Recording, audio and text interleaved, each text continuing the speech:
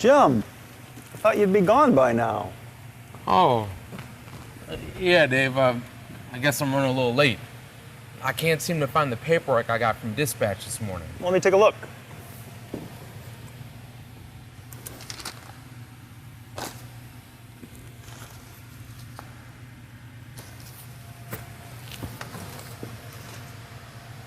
There it is. The front seat. Oh, yeah, I guess I missed it. Are you feeling okay? You seem a little out of it. I'm fine. I'm just running a little bit behind. Don't worry. I've got plenty of time to make my first delivery.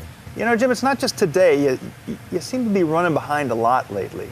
You used to be Mr. Reliable, and recently you've been late getting started on your routes. Your paperwork has become a problem for the office. You just seem to be off your game. Look, I'll send another driver to complete your route today. I need you to come to the office. I'm sure I can do better, Dave. No, just give me a chance. Let's just discuss it in the office.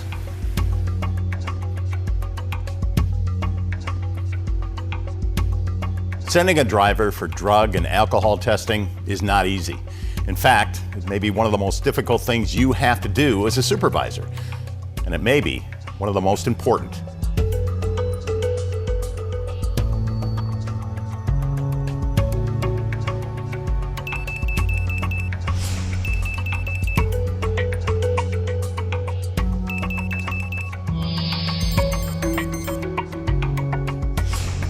Determining that a driver should be sent for reasonable suspicion drug and alcohol testing is a supervisor duty that's specifically addressed in the Federal Motor Carrier Safety Regulations.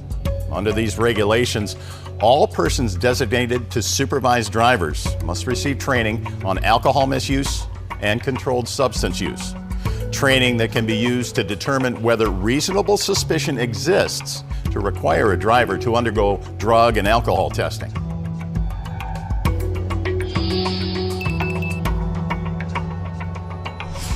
This video and the written materials that accompany it will help to meet the regulations requirements for reasonable suspicion training.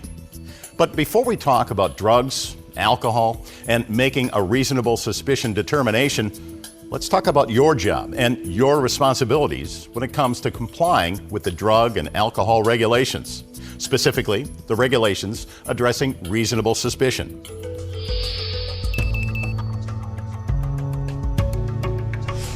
The reasonable suspicion process consists of 5 essential elements: observation, confirmation, documentation, confrontation. Let's revisit our scenario with Dave and Jim to call out the elements that Dave, the supervisor, has applied in his encounter with Jim, the driver.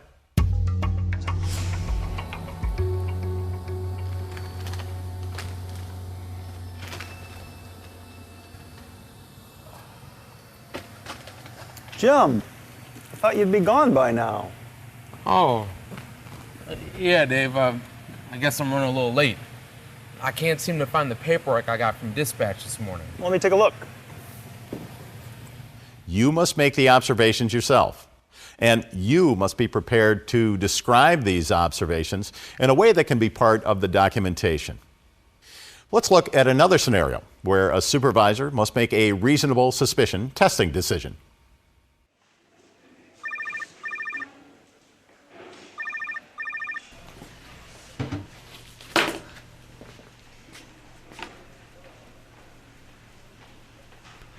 Let's go into my office, Steve. Bring your stuff. For many supervisors, the confrontation element of the reasonable suspicion process is the most difficult. Substance abuse professionals have also developed techniques for handling this difficult conversation effectively and confidently. I usually coach people to get familiar with their policy and really follow the policy and rehearse it, because it is an awkward and uncomfortable situation and you don't want to botch it. You want to really take advantage of the opportunity. Let's look at another situation where a supervisor must make a decision. Hey, man, it was like the Great Flood out there. I swear the visibility was like 50 feet. You're not acting like yourself today. Is everything okay? Never better. I just came through one heck of a storm. It was raining so I heard hard. you tell the story. Listen. I've been having a little trouble at home. And maybe I've got a small problem with drinking. Okay, I'll admit that. Maybe you could put me in touch with the Employee Assistance Program. The EEP is there to help you, and I'll give you information regarding the provider. But admitting you have a drinking problem doesn't mean you don't have to take the test. Some motor carriers have a policy within the regulations that allows a driver to admit to an alcohol or substance abuse problem and seek help.